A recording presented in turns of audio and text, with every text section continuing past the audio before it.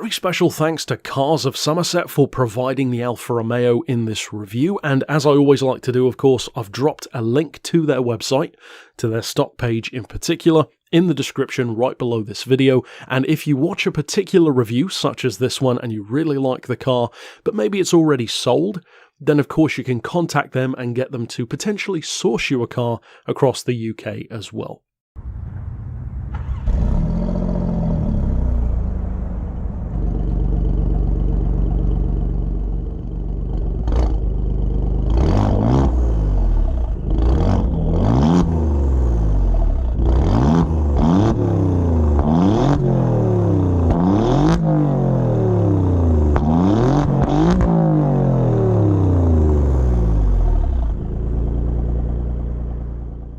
It's been said by a number of motoring journalists, I believe including Clarkson, that every petrolhead should drive an Alfa Romeo at least once. And for me, this is actually my first time driving one. Kind of crazy that I've driven a few Maseratis and even a Ferrari before getting to Alfa Romeo, but that's just how it worked out for me, and a hell of a place to start, the Giulia Quadrifoglio. Now, incidentally, if you're wondering what that name means, it actually translates to four-leaf clover, which of course is famous for Alfa Romeo. It's featured dominantly on the side of the car, especially against the black. And when it comes to this car, regardless of if you end up loving it or maybe not liking it, I don't see many people not liking this, to be honest. One thing is sure, and that is that they put a huge amount of effort into this, into making it as good as it could realistically be. Now, before we get any further into the video, we need to address the thumbnail, because some people will maybe dislike or even reel at the thought of what I said, that this feels like a Nissan GTR in a Maserati body. How could you possibly say that this passionate, charismatic Italian car is anything like the utterly soulless, completely robotic, drivable computer that is a Nissan GTR? Well, for one thing, I happen to disagree with that. I've driven a GTR and I actually found it really fun. I get why people say that, but it had a lot more personality than I expected. The reason why I liken this car to that actually has nothing to do with stuff like reliability, nothing to do with computer-aided technology, and nothing to do with raw lap times. What I mean is very specific, and that is that the Nissan GTR gives you a distinct feeling of confidence when you're driving it. It feels that no matter how fast you want to go, and within reason, however hard you want to push the car can do it. And it feels like it's always got more to give.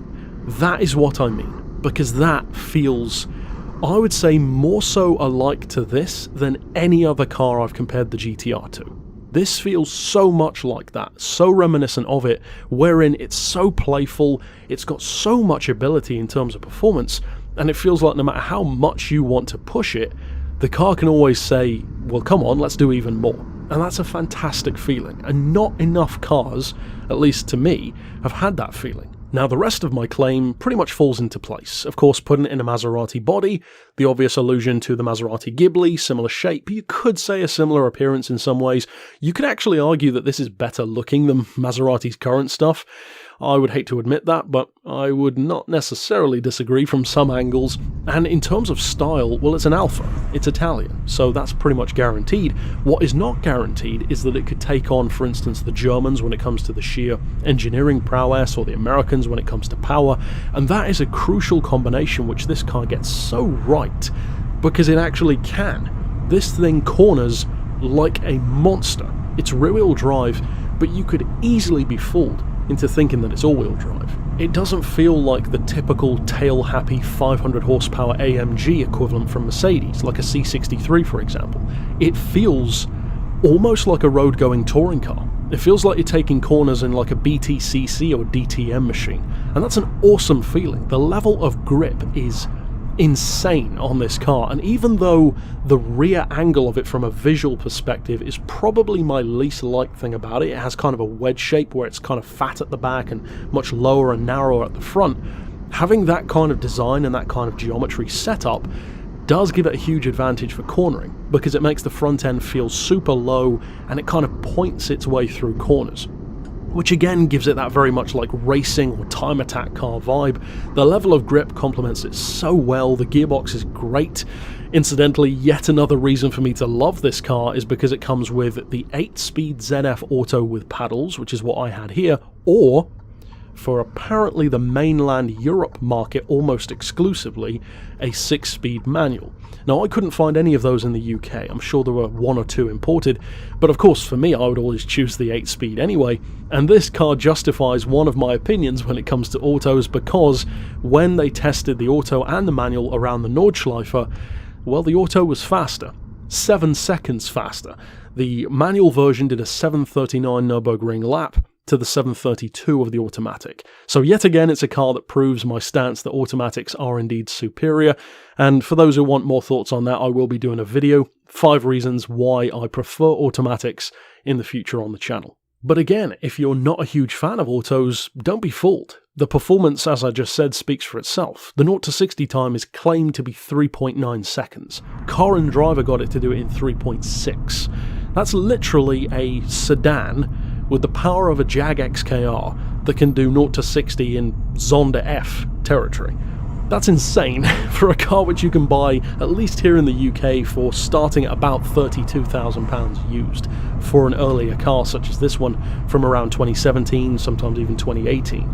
That's not exactly an old car. You can get a brand new one even now for like £73,000, just rolled straight off the court. That's still fantastic value. Even the performance kind of reminds me of a GTR. Just look at the on-paper specs. 3.6 seconds to 60, a top speed of 191 miles an hour. These sound like Nissan GTR numbers. Fantastic Nürburgring lap times.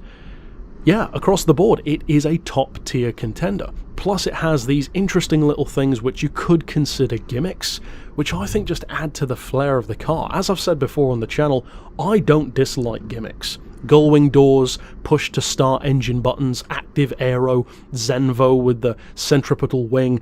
I love all that kind of stuff. To me, gimmicks are the spice of the automotive world. I love that kind of thing. And this has a number of small, tasteful ones, like the engine start button on the steering wheel, the combination of carbon fibre and suede in the interior, and even stuff like the fact that it has active aero. Now, you'll be fooled for not knowing that, because it's not like it has a huge SLR McLaren wing on the back, but it has a rear diffuser, which actually creates downforce for a change, unlike a lot of cars, and the front chin splitter is active. It changes its angle to produce more downforce at certain speeds. So it's a car which not only has the flair and the charisma and the style, but it's for a reason. It actually backs up the looks with performance. It reminds me of one of my favourite Italian cars of all time in that sense, the Maserati MC12, a car which is, in my opinion, a drivable piece of art, but it's not just good looking. It went on to be a force to be reckoned with in the racing world. It had the beauty and the brawn. This does that as well. Almost in a sense where I feel like Maserati may have dropped the ball themselves more recently. This, for example, has to dethrone my Quattroporte that I used to own in terms of being my favourite handling rear-wheel drive car I've ever driven. Previously, it was my Maserati. This is very reminiscent of that, but it's more compact. It weighs a good half a ton less than that Maserati did, which makes a huge difference, and it's just, of course, a more focused machine. It benefits from much newer technology, etc. And speaking to that technology, it's not even just about performance. The fuel-saving technology is even impressive. You can shut off cylinders. The car has different driving modes, of course. You've got DNA and race mode, D for dynamic, N for natural, A for advanced efficiency, and in advanced efficiency mode, it shuts off half of the 6 cylinders, and you can get about 27 to the gallon average out of this car. That might not sound that great, but trust me, for a nearly 200 mile an hour, 500 horsepower car, that's pretty great. Now, of course, you're not going to be doing those speeds in 3-cylinder mode, but still, it's got that daily use mixed in with the absolutely nuts performance, both on a road or on a track. It also has a torque vectoring rear diff, so you can send 100% of that torque to either the left or the right rear wheel. And to me, one of the most impressive things, certainly one of my favourite things about it, is just how much grip it really has. Most rear-wheel drive cars with this level of power, at the very least, start to give you this sensation that they could break loose. Be it, a Jaguar R model or a BMW M or a Mercedes AMG. Some definitely do it more than others, but it's kind of always there. It's in the back of your mind. Some people love that, some people want to avoid it a bit more. This one doesn't do that. If you're looking to drift everywhere like a BMW M3, then this isn't the car for you. Once again, that's why it reminds me of the Nissan. It's just got endless levels of grip.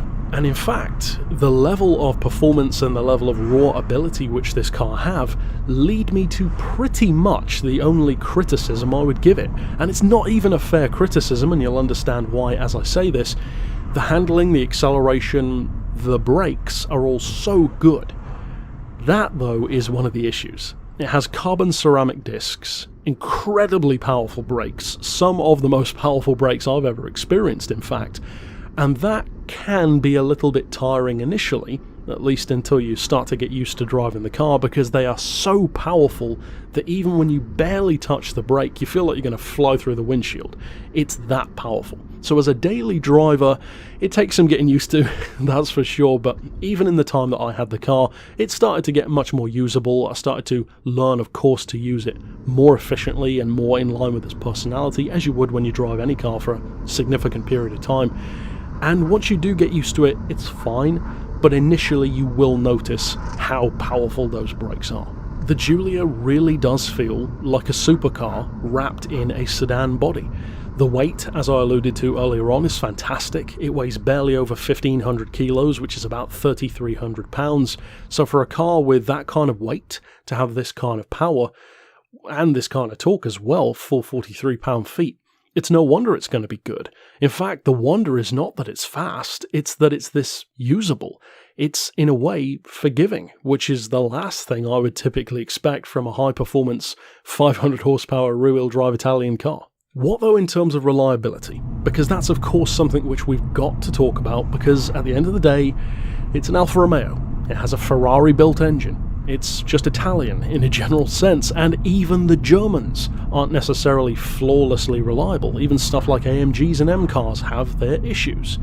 So does this car have any crippling issues? What's it like to actually live with one? Well, of course, I don't own this car myself, but from the research that I did in the owners' forums and the long-term journalist tests, it was a mixed bag, I will say. Some of the more established journalism side of things, who did like 40,000 mile tests, they reported having quite a number of issues. Interestingly though, from the owners' forums, who also had done 10, 20, 30,000 miles in theirs, sometimes from new, sometimes used, they reported far less issues. So to me, that kind of highlights something interesting. Chances are, if you think about it, those journalists would have been pushing the car, let's just say, quite a lot harder than most owners will be. I think that may have something to do with it, because even though of course the car is designed for higher performance, any vehicle, including, the holy grails of 911s and GTRs, when you push them to their limit, the more time you spend at the limit, the quicker components, the quicker, just general consumables are going to wear. That's just a fact of life. Cars aren't perpetual after all. That in an Italian car, of course, is going to have the same effect. So for me, it almost seems like if you do use this as a daily driver, chances are it's actually going to be more reliable than if you push it really hard on a track day every other weekend. Regardless of that theory though, what does seem to be the case is that the majority of issues which people do have tend to be electronic. And that's kind of comforting in a way, because most of the cars that I've had and that I've driven, even German stuff, that does seem to be most of the issues. Electronic stuff, locks, lights, that kind of smaller, more gremlin type stuff, rather than, for instance, blowing an engine or breaking its diff. Those are far more serious things, and this car doesn't really seem to suffer with those anywhere near as much, if at all, in the grand scheme of things. Now, of course, that can happen to any car, but generally speaking, it seems, at least from the research I did, that you can be fairly secure in getting one of these in comparison to something like a Maserati, or even in comparison to a lot of other high-performance cars at this level. Is it going to outdo the build quality, engineering and reliability of a Japanese performance car? Well, chances are probably not, because very few countries can outdo the Japanese in that sense. But I think it does a damn good job, And one of the reasons why I love this so much, far more than I ever expected to in fact, is because much like one of my favourite cars, the Porsche Panamera, this really feels like it can do it all. It has the style, the sound, the handling, the performance, the track day ability, which is clearly there in spades. Even just from driving on the road you can feel that. Incredible performance, fantastic bragging rights if you're into that as well, and used values which, as I said, starting at 32 grand, give you incredible amounts of bang for buck value. And to top it all off, the one which I drove here even had upgrades on top of the already fantastic 503 horsepower. This one had slightly lowered springs and a Celtic tuning stage 1 upgrade with 610 horsepower. So if the stock one does 0 to 60 in like 3.6, imagine what this thing can do. I would imagine if you floored it in race mode, it's probably like 3.2 seconds to 60 or something crazy like that. But again, much like with my review of that supercharged Golf R32, it goes to show the raw potential that can be taken even further if you want to with a car like this. Overall, my verdict on this car is it's easily one of my favourites of the year so far. One of the biggest pleasant surprises I've had in the Beards and Cars series so far, easily up there with stuff like the Range Rover SVR, the Jag XFR and the Porsche Panamera GTS, and I'm very happy to be able to say that about this, because it's certainly not what I expected. If you are a current owner, as I always like to say, drop your thoughts down below. Are you enjoying yours? Do you maybe have some words of caution for potential buyers, things they need to look out for, etc.? Or just how to get the best out of the car in a general sense? Maybe did you even used to own one and have some horror stories? Of course, that can be beneficial as well. So if you are watching this video as a potential buyer, be sure to check out the comments, see what other people have said, and of course stick around on the channel for more reviews in future. And obviously, if you want to check out those other reviews which I referenced in this video, you can click through on the screen to the Beards and Cars playlist and watch those as well. But for now, as always, thanks for watching.